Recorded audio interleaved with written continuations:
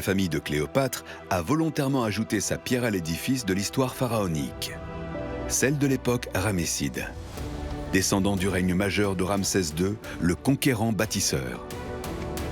Les Ptolémées cherchent ainsi à se comparer aux dynasties les plus prolifiques en termes de construction. Un peu mégalomane, mais une œuvre très stratégique pour bénéficier de leur aura. Ils étaient macédoniens et grecs, mais ils savaient aussi que pour régner sur l'Égypte, ils devaient devenir égyptiens. Venus de Grèce, la famille de Cléopâtre a dû adopter un autre art égyptien, la gravure.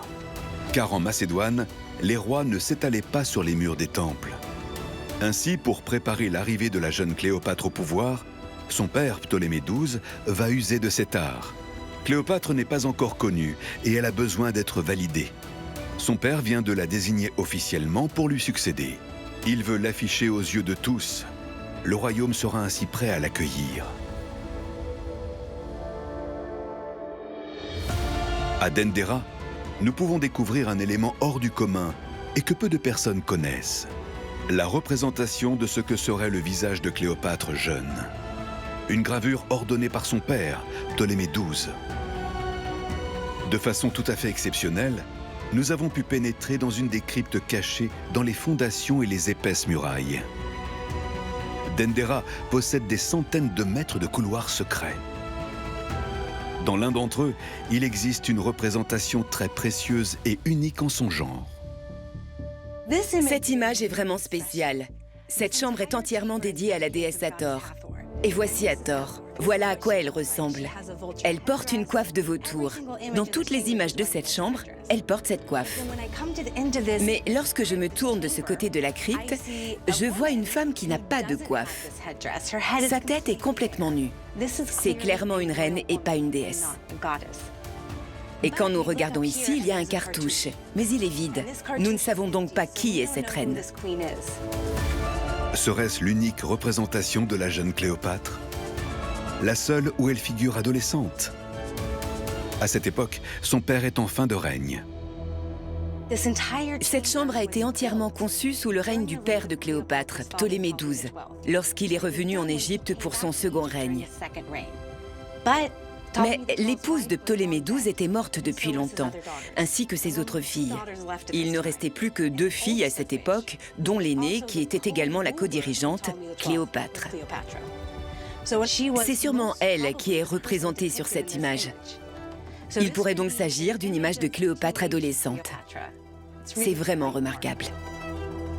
Un relief rare qui fait débat parmi les spécialistes. Impossible d'authentifier avec certitude la future reine d'Égypte. Pourtant, cette représentation pourrait marquer l'immense bascule dans la vie de Cléopâtre. Car 3 années plus tard, en -51, son père décède. Cléopâtre n'est âgée que de 18 ans. Elle doit prendre les rênes du royaume. Cléopâtre, c'est la plus grande reine de l'Antiquité et c'est aussi une des plus grandes femmes de pouvoir de l'histoire de l'humanité. Elles sont rares, les femmes qui ont réellement détenu le pouvoir politique. Cléopâtre était une reine bienveillante, proche de la population locale. C'est pour ça qu'elle a réussi à garder le contrôle dans le pays, bien qu'elle soit une femme. Mais une femme ne peut régner seule, officiellement. Dans son testament, son père l'oblige à se marier avec son petit frère, Ptolémée XIII, âgé de 11 ans. Cléopâtre devra donc gérer un royaume avec son frère époux de 7 ans, son cadet.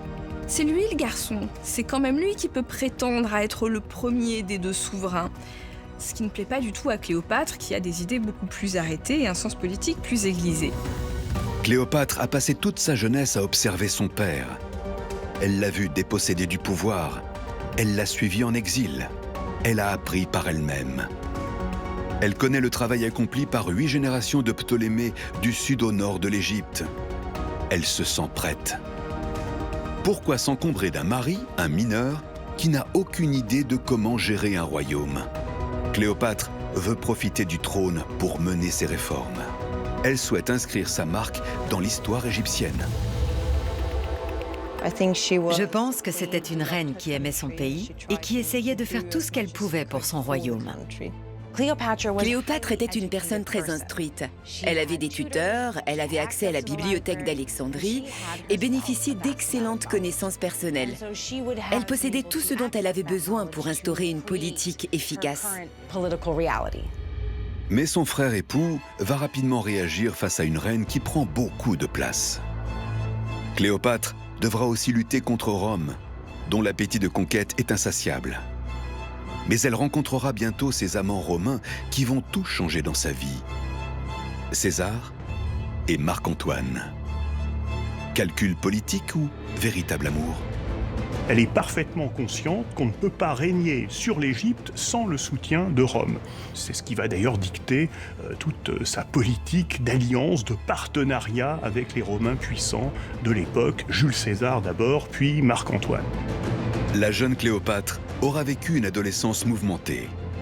Une mère inconnue, un père au règne contesté, l'exil, puis une sœur ennemie. D'énormes défis l'attendent. Sous son règne, la capitale va s'enrichir. Elle va retrouver la réputation de cité culturelle, cosmopolite, dans laquelle se rencontrent toutes les civilisations jusqu'aux plus lointaines, en Arabie ou en Inde. Cléopâtre a réussi à réunifier son peuple. Je pense qu'elle a bénéficié de l'héritage d'Alexandre le Grand et des premiers Ptolémées, qu'elle considérait comme des modèles à suivre, dont elle s'est inspirée dans sa façon d'être et d'agir. La Haute-Égypte possède déjà les plus beaux temples de la région. De quoi impressionner les civilisations amies avec qui elle commerce. On a une véritable politique architecturale comme on n'en avait plus vu en Égypte depuis des siècles, depuis les derniers Ramsès.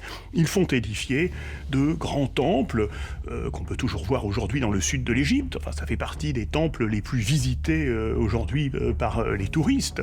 Kourmombo, Philae, Edfou et bien sûr le temple dédié à la déesse Hathor par Cléopâtre à Dindéra.